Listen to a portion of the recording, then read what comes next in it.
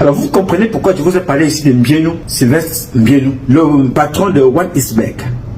C'est le même réseau de bandits, le même réseau de fémins qui finance les officiers. Entre les faux généraux, comme le faux contre-amiral, Mbienou est parmi. Je vous dis ça pour comprendre le poste que les gens ont occupé pour la sécurité du Cameroun, alors qu'ils étaient là pour réguler une organisation criminelle.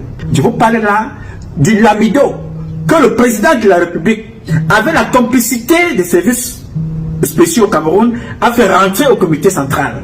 Est un bandit de la pire espèce. Nous parlons là du dollar. Je dis, nous parlons du dollar américain. Nous parlons de l'image du Cameroun. En ce moment où je vous parle, il y a une plainte instruite ici aux États-Unis par des associations contre Paul Biya.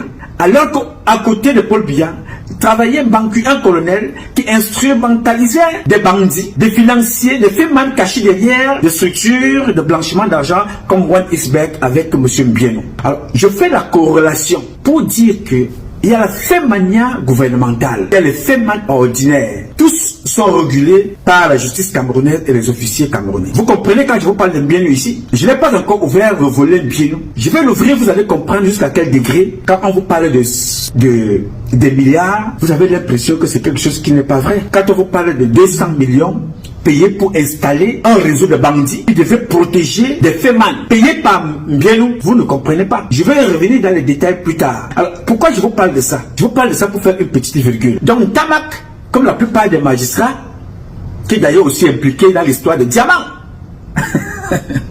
Ouais, Paul Barthélémy, bienvenue. Ntamak est impliqué dans une affaire de diamants ils ont volé 3 milliards. Le même Ntamak dont on parle là, l'un des bandits appelé Api, il est ici au Canada quelque part. Ntamak qui est là-dedans, il a pris les 75 millions, disant donner au gars, il n'a pas donné, il a laissé ça là-bas. Vous allez demander à Ntamak maintenant, il vous dira que non, il n'y a rien, rien n'a été là-bas. Vous comprenez dans quel pays nous vivons? Vous comprenez dans quel système nous vivons? Un système de bandits. Et dans cette histoire de Ntamak avec les Canadiens, Mbangu est impliqué à l'intérieur.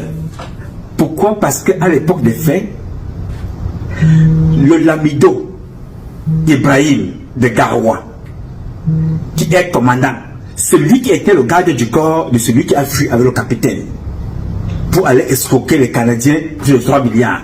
Le Lamido était dans le fait parce qu'il devait les vendre, ils ont dit qu'il devait vendre de l'or. Donc le Lamido était là pour confirmer aux Canadiens que ce que vous voyez là, c'est la vérité, puisque moi-même étant un homme maintenu. Ces hommes-là sont des hommes d'affaires crédibles. Donc ils faisaient la sécurité.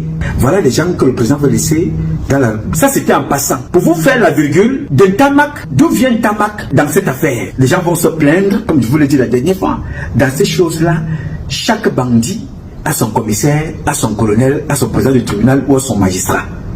Ils vont donc se plaindre chez Ntamak. Pour que vous trouviez l'arrangement, on vient d'abord te déposer tant. On dépose 75 millions. 75 millions sont là. Le gars est mort, il n'aura pas les 75 millions.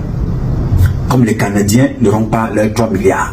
Mais entre-temps, nous avons perdu l'une des filles brillantes de l'armée qui a fui le Cameroun avec la complicité de Mbangu. Elle est partie. Avec le Feman qui est au Canada. L'autre est mort, Natacha. D'autres sont en train de courir. Voici 2 qui sont morts à cause de Patrick Choumamou, dont on dit qu'il a empoisonné les 2. Il y a un qui n'est pas encore mort. Lui, il est encore au quartier. Lui, il est encore au quartier.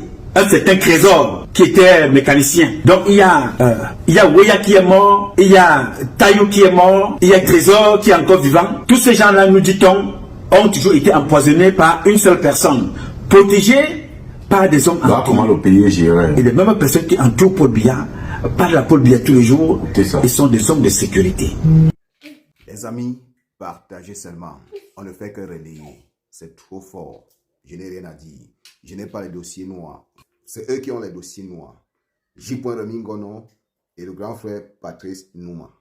Nous là, on ne fait qu'écouter. On attend seulement le jour que ça va. Oui, quand on écoute comme ça, on attend juste le jour que ça va. On n'a rien à dire, non. Je n'ai rien à dire.